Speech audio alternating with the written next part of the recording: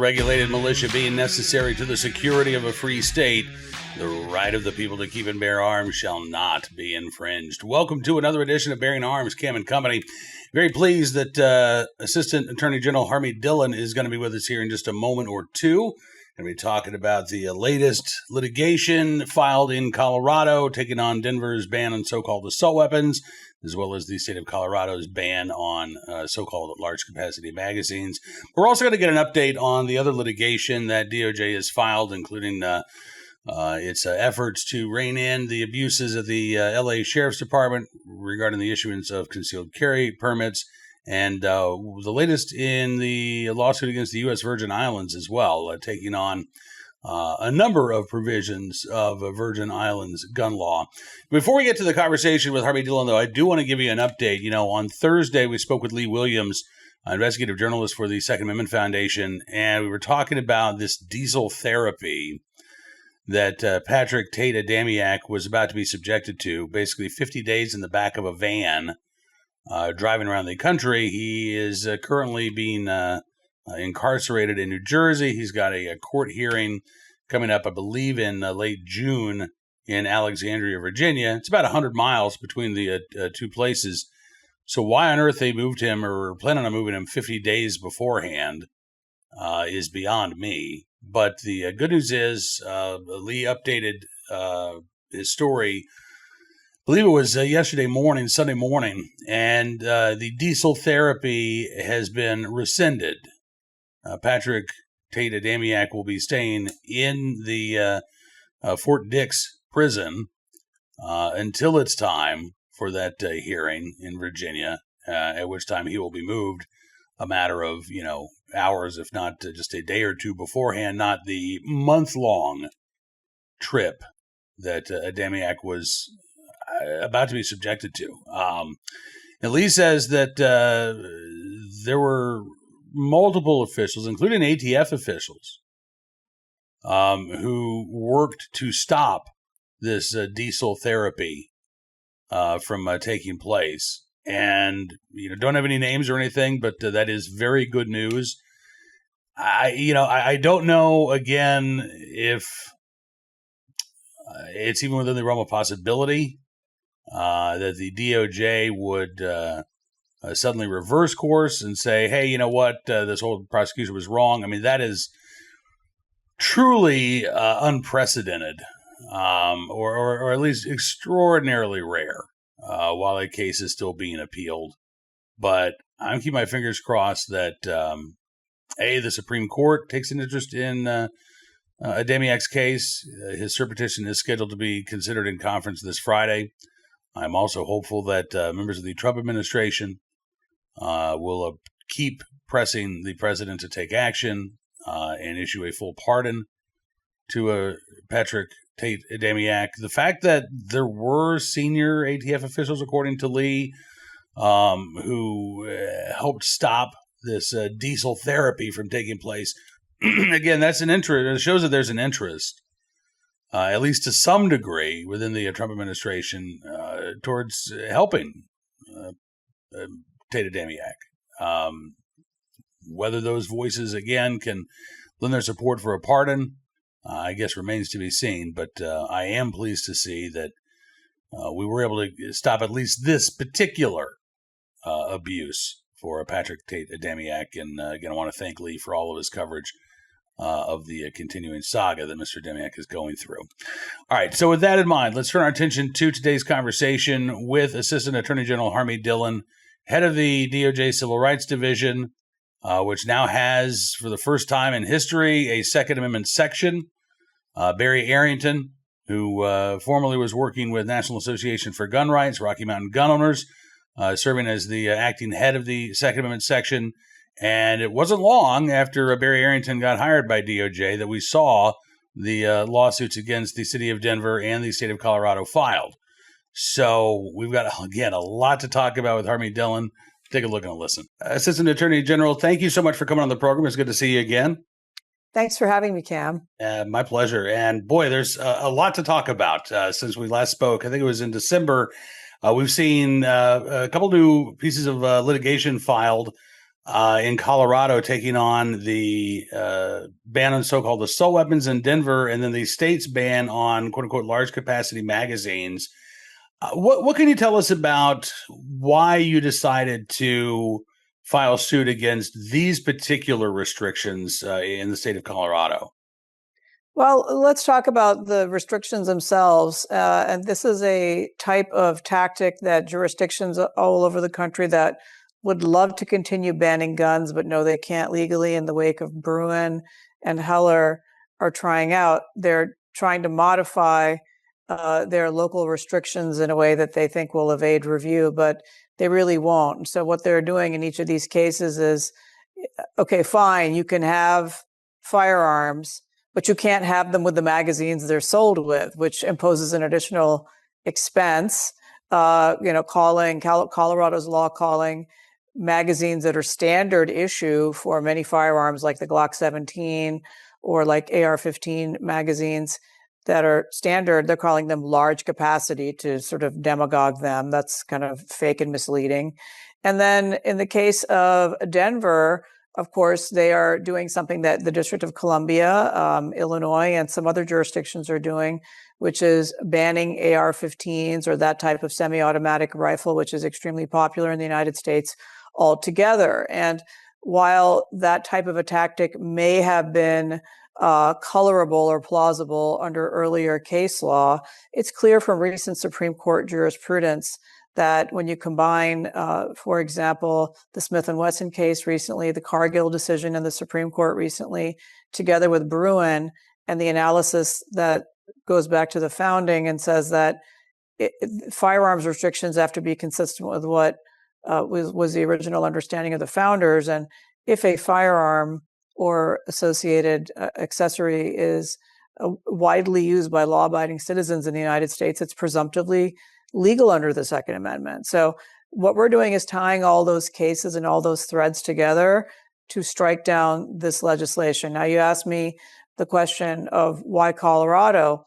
There's already bad case law in some jurisdictions and to a lesser degree, some good case law in other jurisdictions. And so in the 10th Circuit, where Colorado is, there's really no case law on this issue of semi-automatic rifles or magazine restrictions. And so we're seeking to establish that precedent and then ultimately get this decided before the Supreme Court. You talk about some of these other jurisdictions where bad case law already exists. I know that you have warned the Virginia legislature as well as Governor Spanberger that they try to enact this gun ban bill that passed this year, that the DOJ would be filing suit. The Fourth Circuit has previously upheld Maryland's ban on so-called assault weapons. So you're dealing with that issue. When you have those jurisdictions with bad case law, does that actually help expedite taking a case up to the Supreme Court? I mean, if the district court says, well, I'm compelled to follow what the Fourth Circuit has said, does this maybe move these cases along a little bit quicker? It does. And I want to just say, first of all, I clerked in the Fourth Circuit, some great judges there, but the Fourth Circuit is, I think, plainly wrong on the Second Amendment in light of the most recent jurisprudence from the court and the clear direction the court's going. And I personally argued this in the 11th Circuit, and they pointed to the Fourth Circuit in the briefing, and the Fourth Circuit is wrong, so we're not going to accept that. And every opportunity that we have a state passing an illegal law that gives us an opportunity to get the Fourth Circuit or another court to revisit their bad jurisprudence. Fifth Circuit has had some rulings, and there's inconsistency even within circuits on these issues. And so the more inconsistency there is, the more likely it is the United States Supreme Court will take up a issue of constitutional importance. And so, but the court typically will decline to take things up when there isn't a fully developed body of differing views that they can decisively determine. And so I think that's kind of just a natural way we look at Supreme Court precedent. I know a lot of people out there in the Second Amendment community, every time I file a lawsuit, there's a number of nasty remarks afterwards, jumping up and down and saying, but you're ignoring fill in the blank, my state. We're not ignoring those jurisdictions. We are simply being strategic in our litigation choices and trying to get things resolved as quickly as possible. Yeah. Listen, you know as well as I do, on social media, you can say this guy is blue and you're going to get 50 people arguing that actually no, it's bright red. I hope that people will listen to your explanation about the strategy that's involved here, because, you can't go after, first of all, even with the federal government, you all are dealing with finite resources, a finite number of attorneys who can, participate in a finite number of cases, right? So That's for you right. to challenge every unconstitutional gun law that's in place across the country right now would be a fool's errand. I mean, quite honestly, I will say, as a Virginian, I hope that you do challenge, as many of the gun control laws that are set to take effect on July the 1st as possible. But I do understand the strategy involved. Which takes us to one of the other cases I wanted to bring up, the case against the U.S. Virgin Islands. This was interesting because, Virgin Islands has some very unique gun control laws. Their storage mandate requires, not only is it a one-size-fits-all policy, but it requires safes to be bolted to the floor. The complaint that DOJ filed also alleged that they are taking their sweet time and processing licensing applications. Since then, the governor recently signed an executive order basically declaring every government building leased or owned by the government to be a gun-free zone. It doesn't matter if there's any security there whatsoever. What is the possibility of the DOJ filing an admitted complaint to take on the governor's executive order? Because, I mean, again, not only does it seem to violate the Constitution, this wasn't even passed through the legislature. This was just a governor deciding via executive fiat that no, those folks who are licensed to carry in the Virgin Islands, a very small number of people, all of a sudden now these spaces are off limits to them. Well, I can't really comment on the sensitive spaces issue because we haven't taken that up as yet. And, Okay. Here in the building I'm sitting right now is a sensitive space. And as are all federal buildings where law enforcement takes place for good reason, that may be something that is challenged in the future. And the executive order versus legislature issue is certainly something that a citizen there could challenge withstanding regarding due process in the Virgin Islands, which is part of the United States. But as to the challenges that we've already brought, they're just bread and butter at this point, that the Virgin Islands is blatantly ignoring Bruin, which is the law of the land. We used to have similar restrictions to what we're taking on in the Virgin Islands, and my home state of California and San Francisco had certain restrictions, which were all theoretical, as they would never give you a CCW permit in the first place. So a lot of people didn't even have firearms, or they had them, but they couldn't carry them.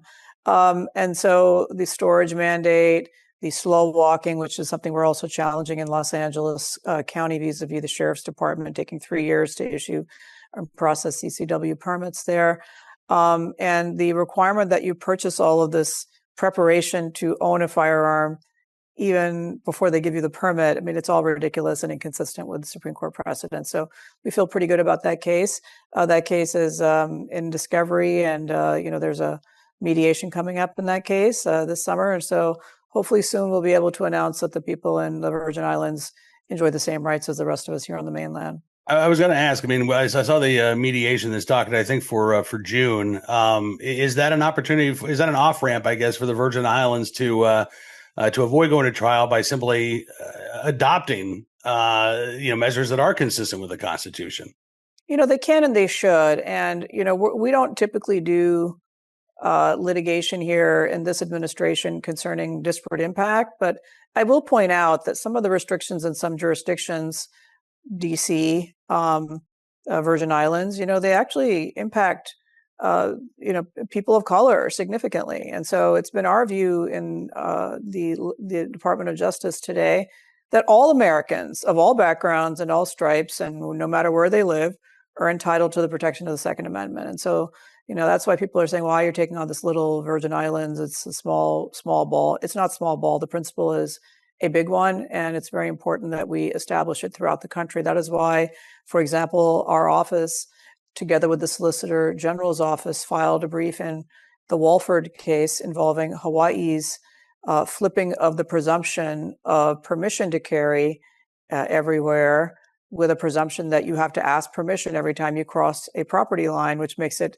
impossible to effectively carry your firearm throughout the day as you run your errands, go check your mail, go to work, go to the grocery store.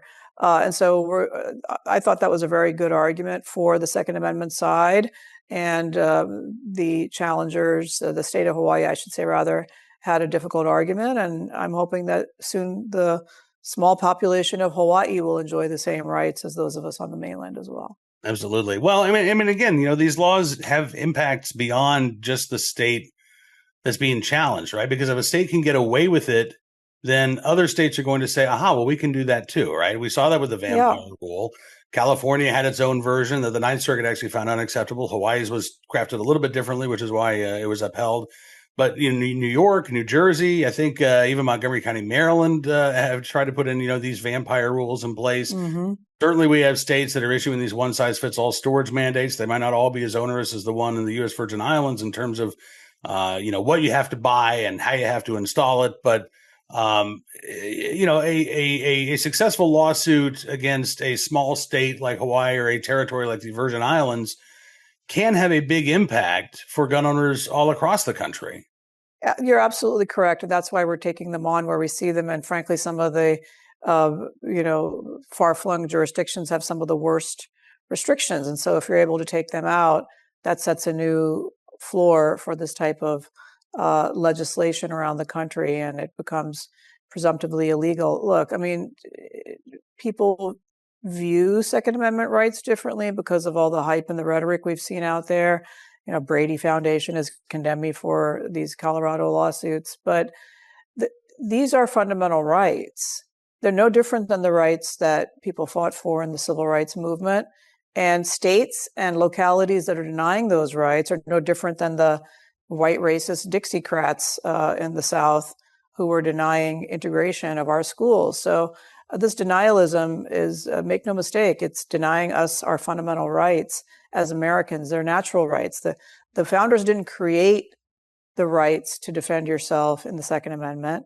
They recognized the natural right to do so. And that key distinction, I think, is lost on some people.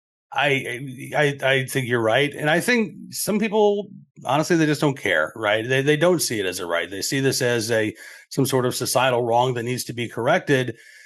But I don't know if you've noticed this, really ever since the Bruin decision was handed down, gun control groups like Brady and Giffords in every town have been proclaiming, everything this administration does is going to lead to, more violent crime. Things are going to get worse.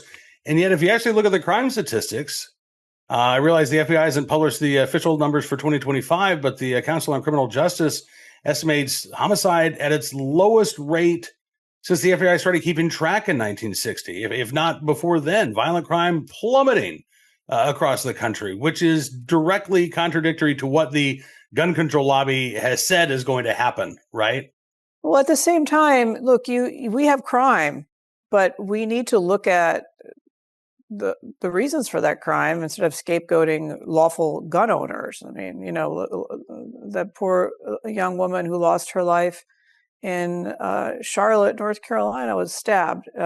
People are being shoved in front of trains in New York City by violent repeat offenders, by illegal aliens, by people who have no business being out on the streets in the first place. And so that's where we're seeing the crime in the headlines. It isn't law-abiding gun owners going on shooting sprees. And if you allow Colorado to call a standard issue magazine large capacity, soon they're going to be calling a 4 magazine around large capacity and 2. There's no end to that definitional abuse. And so we really need to draw these lines and allow people to enjoy their rights and the firearms that they own already and that they'd like to purchase lawfully.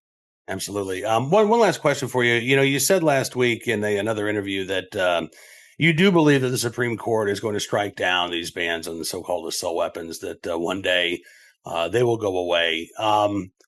Do you have any inside information? Are you seeing any tea leaves that the rest of us are not seeing? Because, we saw Snope get relisted 14 or 15 times last term, and then it got denied. We've watched, Duncan versus Bonner, Gators Custom Guns, the challenge to the Cook County gun ban and Connecticut's gun ban have been relisted, I think, each more than a dozen times this term. You talk about that circuit court split, and I think a lot of us anticipate that split's going to come when the Third Circuit issues its decision in the challenge to New Jersey's gun and magazine ban. Are you hopeful? Are you optimistic? Do you see any sign that the Supreme Court will take one of these hardware cases, even if the Third Circuit doesn't issue its opinion before the end of this term?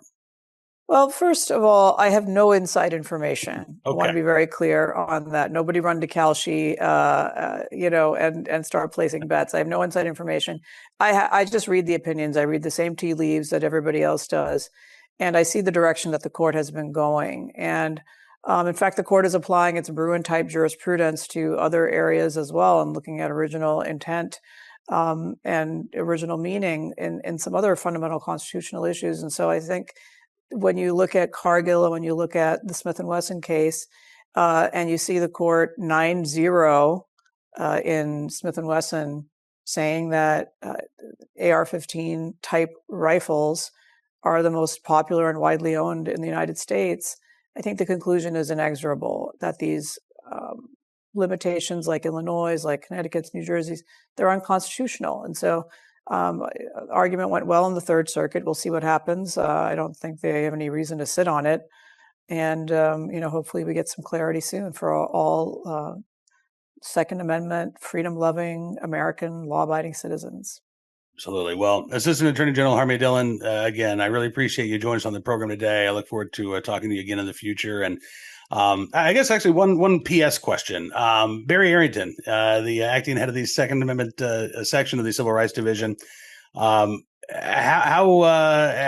did he come on your radar, and are you still hiring for the Second Amendment section right now?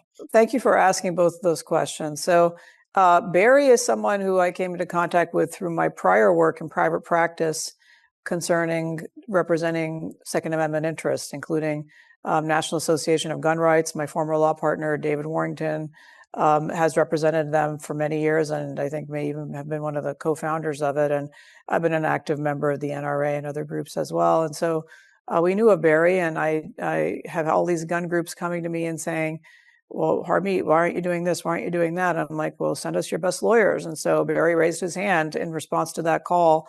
And we are so thrilled to have him, because he's really lit a fire strategically and with his wealth of knowledge and information and context. I think it's been a huge boon to us to see a lawyer like him who's so talented and knowledgeable come in to serve his country. It's not easy.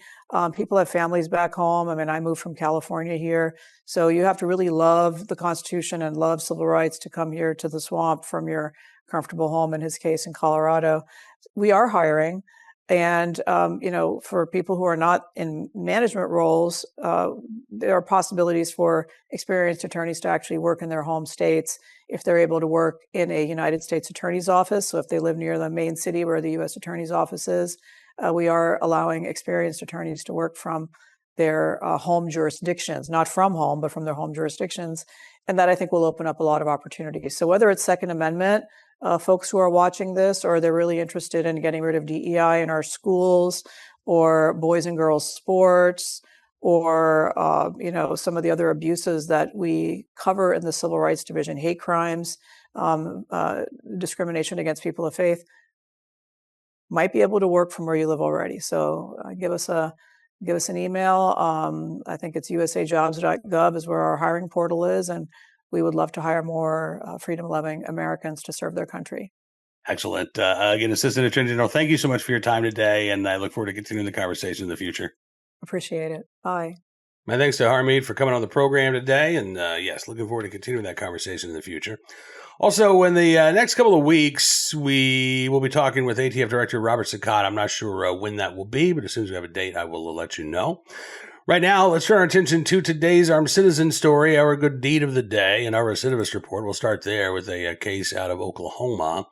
Arcadia Lake suspect was on probation as a youthful offender before mass shooting. You may have heard the news about this shooting. It was at a gathering at Lake Arcadia, just outside of Edmond, Oklahoma. At least one person killed, I believe about a dozen people injured. And as KOKH Fox 25 reports, the one person so far who has been arrested in this case, well known to law enforcement, 18-year-old Jalen Davis, an alleged gang member, has a criminal history that goes back to at least 2024. July of 2023. That's when he was convicted of burglary as a juvenile. And then in May of the following year, he was convicted for illegal possession of a firearm. According to authorities, Jalen Davis also involved in a drive-by shooting in July of 2023, but an arrest warrant in that case was not issued until December of 2024. And the outcome of that case is not known, at least wasn't reported by Fox 25 in Oklahoma City. But again, you've got at least two cases, if not a third case, where authorities could have put Jalen Davis behind bars, even as a juvenile, until he turned 21. And it sounds like in at least two of these cases, and again, we don't know the outcome of that drive-by shooting case, a little more than probation was handed down. He was arrested or adjudicated for burglary in July of 2023. Less than a year later, he's adjudicated, not arrested, but adjudicated for illegal gun possession in May of 2024. July 1st, 2024, just about 2 months or so after that adjudication for illegal gun possession, court documents say that Davis posted an Instagram video showing him holding a Glock equipped with a switch. Had multiple firearms in that video. An arrest warrant was issued in August of 2024. So you've got that case as well. Why wasn't Davis behind bars? And I know that, again, the goal of the juvenile justice system is rehabilitation. It's not incarceration. But when you have somebody who's arrested so many times in such a short amount of time, that to me sets up a glaring red warning sign that what we're doing isn't enough. The consequences that he is experiencing for his criminal actions are not enough to keep him on the straight and narrow, not enough to turn his life around, not enough for him to think about what he is doing. And at that point, I say, even if the goal is rehabilitation, the best route towards rehabilitation involves some significant time behind bars. That didn't happen with Jalen Davis. Now he is facing a number of charges, including murder, for his alleged participation in this mass shooting there in Oklahoma. Now, today's armed citizen story from Florence, South Carolina, where an intruder was shot during a break-in last week. That intruder has now been identified. We don't know if the suspect in question knew the occupants of this home, if this was just some, random home invasion. But according to the Florence Police Department, the suspect, identified as 38-year-old Ryan Christopher Eady, kicked in the door of a home, broad daylight, by the way. I think it was just before 1 o'clock in the afternoon. Managed to get inside before he was shot by somebody inside the home. Nobody inside the home was hurt, according to local police. The investigation does continue, so they've not officially cleared the homeowner, but unless there's, some ancillary charge, maybe the homeowner wasn't allowed to possess a firearm, maybe there was, contraband found inside the home. Police have not said anything, by the way, of that nature, but unless there's something weird like that, I don't anticipate any charges are going to be filed. In South Carolina, if somebody kicks in the door of your home, you can presume they're not there to drop off a pizza. They're there to do you harm. They're there to harm somebody inside the home. You have a reasonable belief that your life is in danger. You have no duty to retreat. You can stand your ground and meet that violent force that was used to break into your home with the force necessary to protect your life and the lives of others. So we'll keep our eyes on that situation and bring you more details as they become available. Finally today, our good deed of the day, in the right place at the right time, willing and able to do the right thing. A Miami teenager who helped save several neighbors from a apartment fire has now been honored for that heroism with a $6,100 scholarship that will hopefully help him get one step closer to becoming a law enforcement officer himself. That's what he wants to do. Rami Owaza is his name. It was last November. The apartment complex where he lives suffered a fire, and he ended up going door to door to make sure that all of his neighbors were evacuated. At the end of one hallway, he discovered that there was a retired sheriff's deputy who was trapped in the unit where the fire actually had started. Rami's dad, Hassan Owaza, says, "We were looking for him. We didn't see him. And after that, we found out that he went to help some neighbors on the same floor." Rami told Channel 6 in South Florida, he said, "When I'm in school or anywhere really, he said, I always think about defending those who can't defend themselves." he said, I know that there's a lot of old people that are in the building that might not be able to get up themselves. So that was the first thing I was thinking about. Rami Awaza does hope to become a law enforcement officer. And Miami Police Chief Manny Morales said there's a spot waiting for him on the force. He expressed his eagerness to officially sign up Rami as a Miami police officer once he completes his training through the police academy. But in the right place at the right time, willing to help a neighbor in need without any expectation of a reward. Rami Awaza, we thank you for your very, very good deed. And I want to thank you, as always, for being a part of the program today. Looking forward to seeing you back here again tomorrow. We're going to be talking with Toby Leary from Cape Gunworks in Massachusetts. Toby's also with the Civil Rights Coalition, taking on Massachusetts Chapter 135 in a referendum that'll be on the ballot this November.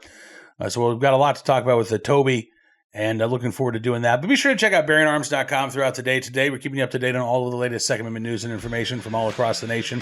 Who knows? Maybe today will be the day we get that Third Circuit decision and a circuit court split on the issue of quote-unquote assault weapons and large-capacity magazines. Now, obviously I'm not holding my breath, but it's got to come out sometime, right? So, always a possibility that it could be today. Enjoy the rest of your Monday, as well as Mondays can be enjoyed. We'll see you back here tomorrow. Until then, be well, be safe, and be free.